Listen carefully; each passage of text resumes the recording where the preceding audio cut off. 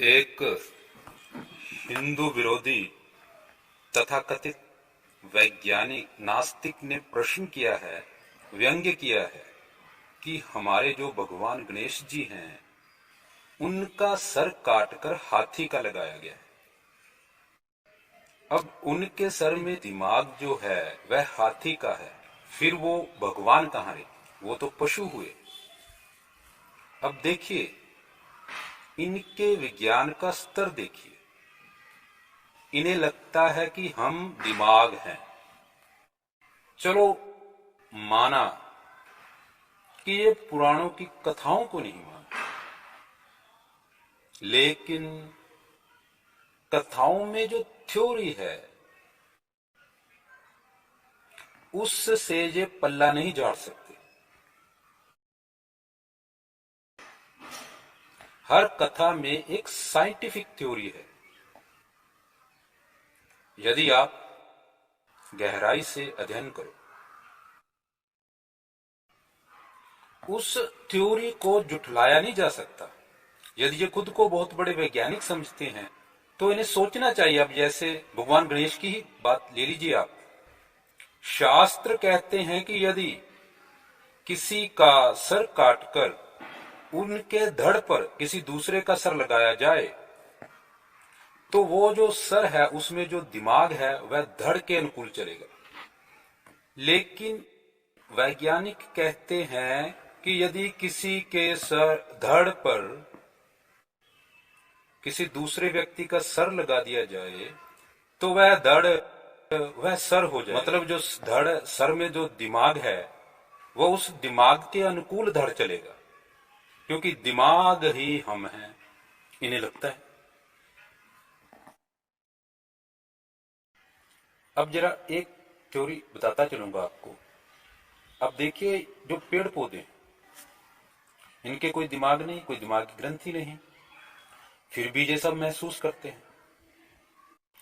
अब ये कहेंगे कि भाई जो कोशिकाएं हैं, जो सेल हैं, उसमें दिमाग होता है,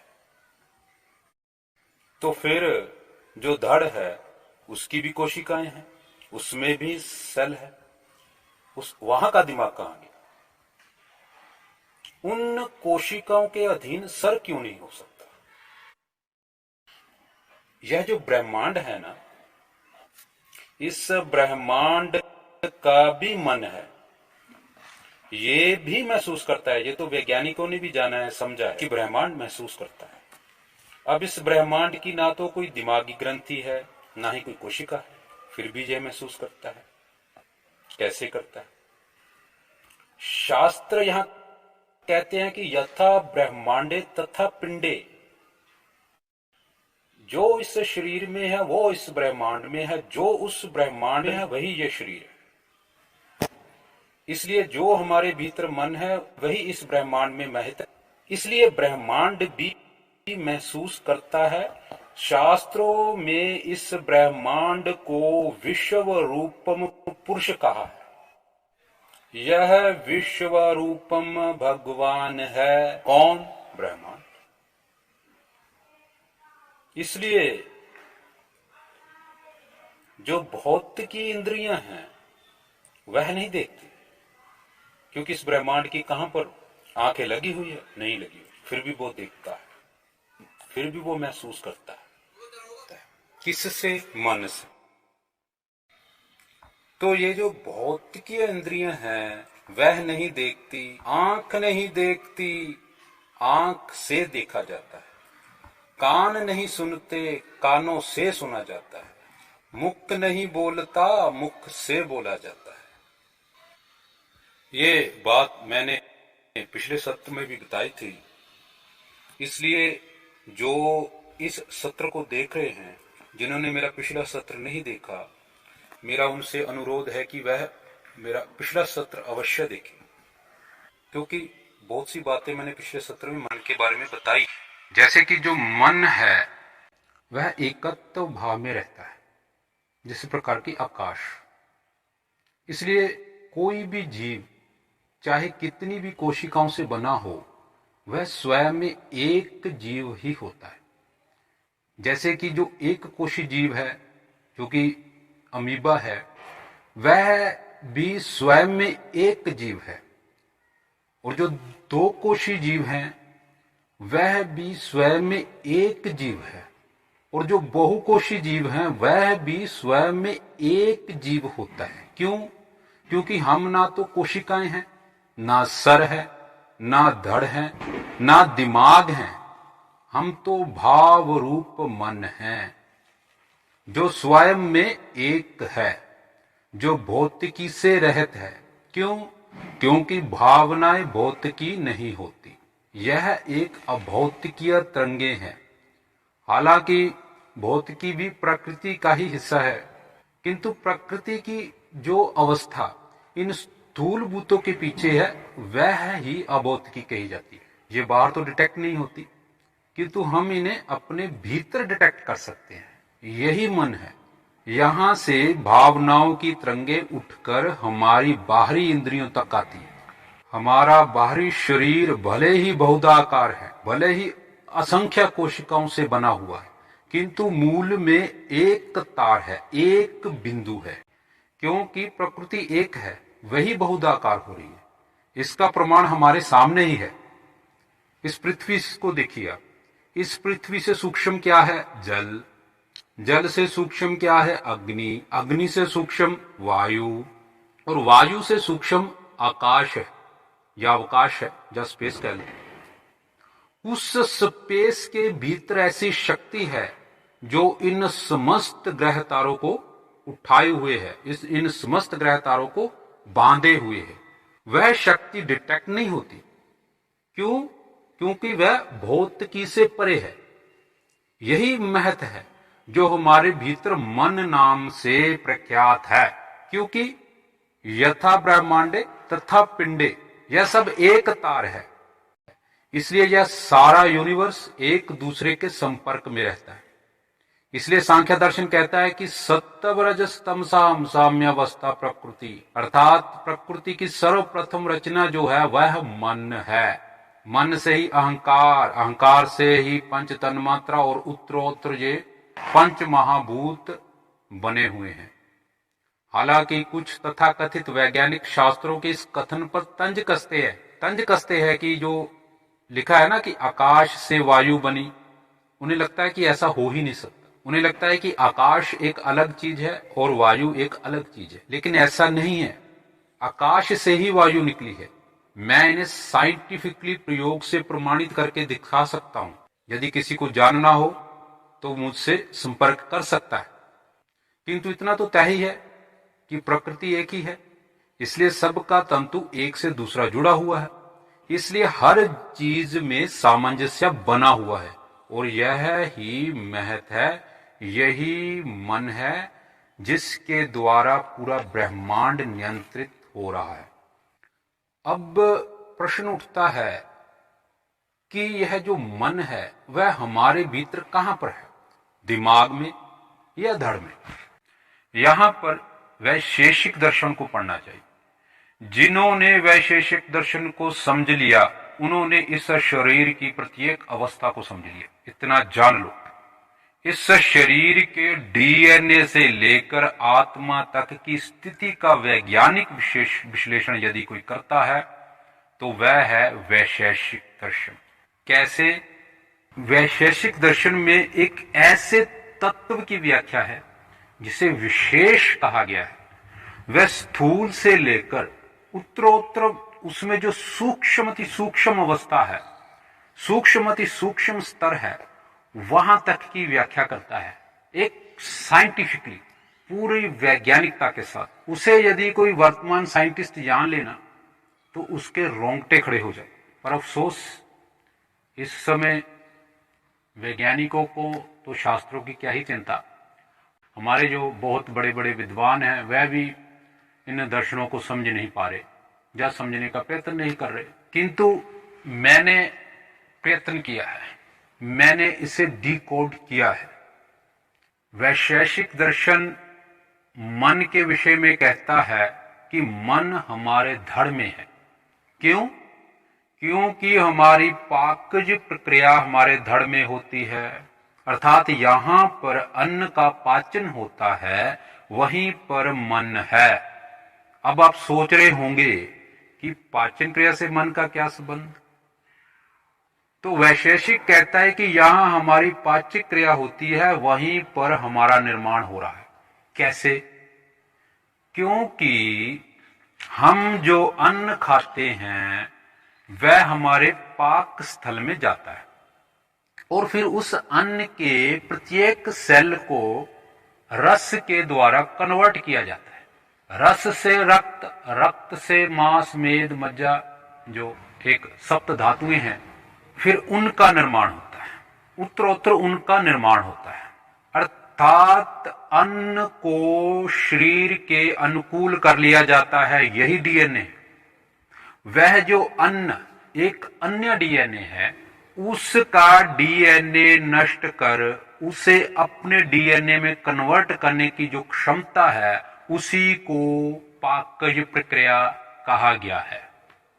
यह जो विशेष तत्व है जो हम सब जीवों को एक दूसरे से अलग करता है, इसी विशेष पर पाकज क्रिया होती है, जिससे हमारे डीएनए का निर्माण होता है। और सर्वप्रथम यह पाकज क्रिया उस मूल कोशिका में होती है। यहां पर पुरुष का शुक्राणु व स्त्री का अंडाणु एक रस होकर सर्वप्रथम कोशिका का निर्माण करते हैं। यहां पर और भी गहरी बातें हैं, बड़ी गहराई से अति सूक्ष्म वर्णन यहां पर मिलता है, किंतु मैं यहां पर उच्च स्तर तक बात नहीं करूंगा अभी फिलहाल। मोटे तौर पर मैं इसकी व्याख्या यहां पर करूंगा, बाकी सब गंभीर बातें तो बुक पब्लिश होने के बाद ही करेंगे।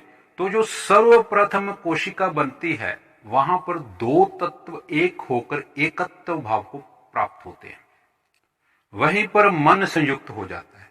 उस सेल में जो सूक्ष्म अवस्था में पाकज क्रिया होती है ना, उसी से सर्वप्रथम स्थूल पाक पेशियों का व हृदय का निर्माण होता है। इसीलिए हमें अपनी भावनाओं की तरंगों का एहसास अपने हृदय के समीप होता है। अर्थात जब भी हम कभी प्रसन्न होते हैं या दुखी होते हैं, तो हमें यहां पर हृदय के बीचों बीच एक तरंग सी उठती महसूस होती है। वो मन के कारण ही है। हालांकि वैज्ञानिक कहते हैं कि यह सब हृदय के धड़कनों के प्रभाव से होती है। अर्थात जो घटती बढ़ती धड़कनें हैं ना, उसके कारण से यह हृदय में हमें हलचल महसूस होती है। चलो माना कि हम जब भयभीत हुए तब हृदय की धड़कन बढ़ गई, अथवा या हम दुखी हुए व उदास हुए तब हृदय की धड़कन घट गई। लेकिन जब हमें कोई प्रसन्नता होती है, हम भाव विभोर होते हैं, तब जो तरंगे हृदय के पास उठती हैं, जिससे हमें अथाह आनंद मिलता है, वह क्या है? वह हृदय की घटती बढ़ती धड़कनें नहीं हो सकती, क्योंकि धड़कन चाहे घटे चाहे बढ़े, वह दुख स्वरूप ही होती है, उससे कष्ट ही होता है, उससे प्रसन्नता नहीं होती, उससे प्रसन्नता की तरंगे नहीं उठती, वह आनंद स्वरूप नहीं हो सकती। हृदय में विक्षोभ दुख पैदा करता है, आनंद नहीं। इसलिए यह तरंगे मनोभाव से उठती है। इस बात को आप साइंटिफिकली समझ लो। हमारा जो मन है वह मूल अभौतिकीय अवस्था से लेकर मूल भौतिकीय कोशिका से लेकर समस्त शरीर में एक रस हो रहा है। इसलिए यदि हमारा अंग अंग भी काट दिया जाए, किंतु हमारा पाक स्थल व मूलाधार किसी तकनीक से जीवित रहे, तो हम व हमारा मन वहां पर होगा और यह शरीर वो जगह जीवित रहेगी। इसलिए जो भी अंग धड़ के साथ जुड़े होंगे वह धड़ के अनुकूल चलेंगे। चाहे किसी की आंखें किसी को लगा दी जाए, किसी का हार्ट, लीवर, किडनी, चाहे किसी का सर भी किसी के धड़ पर लगा दिया जाए, तो वह धड़ के अनुकूल चलेगा।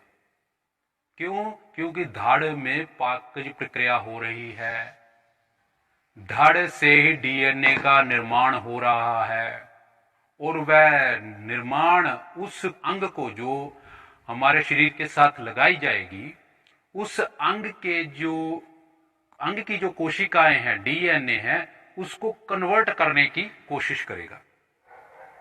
यहीं पर वैज्ञानिकों के सामने समस्या आ जाती है, क्योंकि जैसे ही वैज्ञानिक किसी दूसरे के शरीर में किसी दूसरे का अंग इम्प्लांट करते हैं तो वह शरीर उसे अपने डीएनए में कन्वर्ट करने की कोशिश करता है, किंतु वह इसमें फेल हो जाता है। क्यों?